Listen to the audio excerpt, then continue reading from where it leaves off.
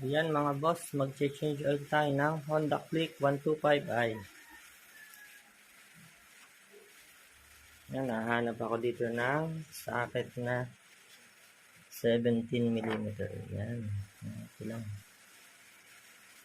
17mm. Ganito. Okay.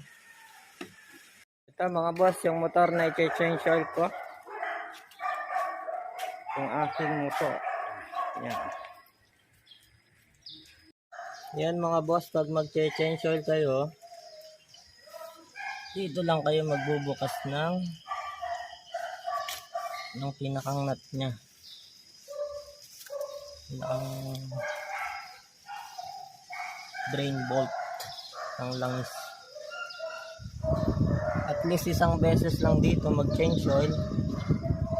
And then dun sa kabila sa may ilalim. Ayan, dito sa may ilalim, at least 3 times kayo mag-change oil.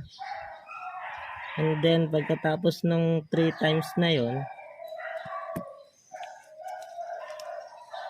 pwede na kayo mag-change oil dito sa kabila. Dito naman. Kasi hindi pwedeng laging dito kayo mag-change oil kasi mahuna lang po ating drain bolt na ito. Aluminum lang siya eh. Ngayon, bakit naman kailangan mag-change oil dito? Kasi may strainer siya ng langis dyan sa loob. Kailangan yan malinisan. Yan, sa paggamit nitong ating socket wrench na ito, pag ito nakatapat dito sa kaliwa, paluwag yan. Tapos pag nakatapat dito sa kanan, pahigpit naman ang ikot niya. So ayan, kaliwa, luluwagan natin. Kanyang bolts dito. Okay.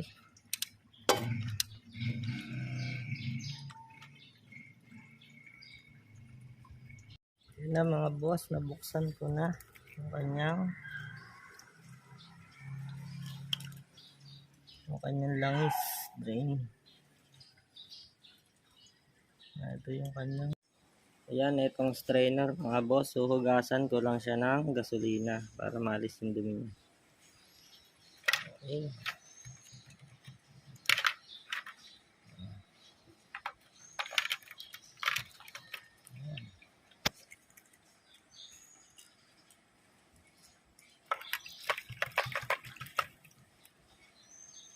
Ayan, medyo malinis na.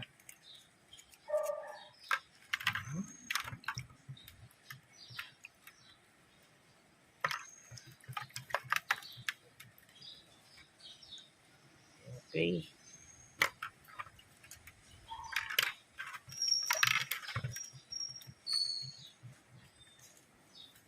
Sa pagbabalik mga boss, nakaganto ang pwesto niya.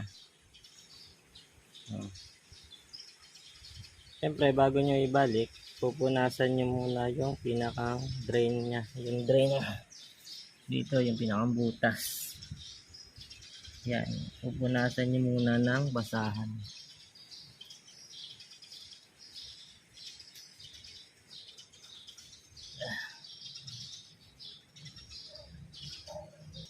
Yan, okay na, medyo napunasan na. Pwede nang ibalik yung kanyang strainer saka yung bolts niya. Yan. Balik na.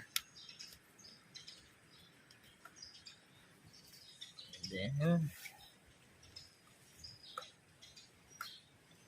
kita na natin.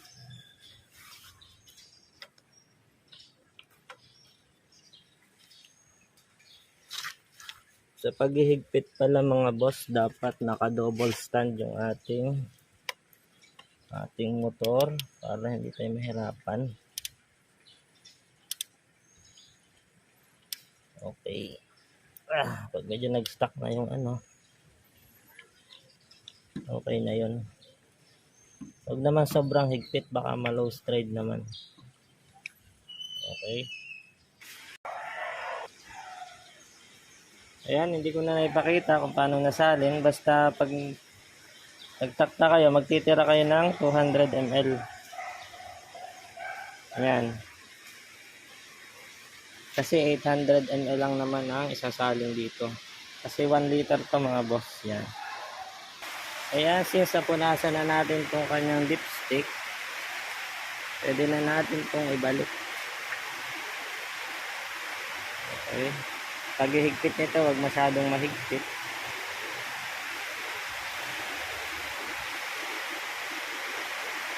Gamitan natin ng pliers.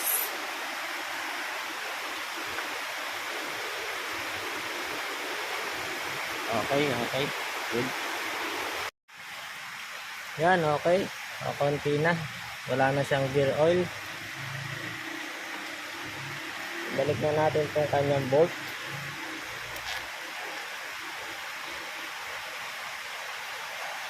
Ayan. Pag mag-ihigpit, huwag masyadong mahigpit. Baka ma-low trade. Okay. Pag kayo mag-change oil, isabay nyo na rin ang gear oil. Tapos dito naman sa kabila. Aba, ito tigas. Diyan natin isasalin yung gear oil nya. 120 ml.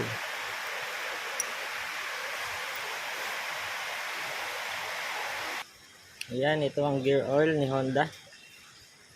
120 ml. Sasalin na natin.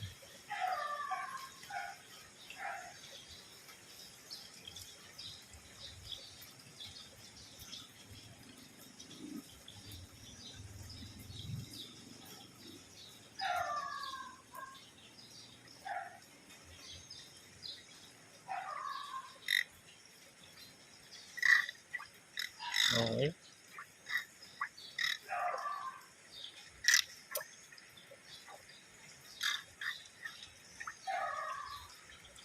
Meron pa. Kailangan sa ID natin, sayang.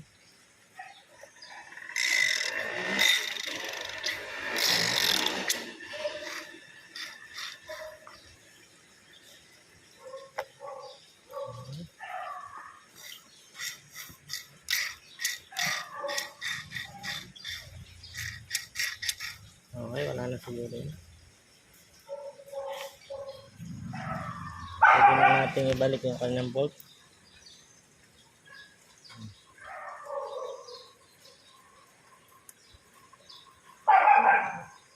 Yung bolt nga pala nito mga boss, 12 mm. Ayan. Okay. Higpit na.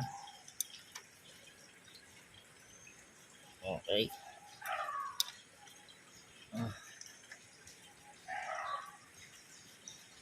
Yan, tapos na tayo mag-change oil at magpalit ng gear oil. Okay na. Yan, i-on na natin yung susi. Yan, may nakasulat pa siyang oil change. Ang gagawin nyo, off nyo yung susi and then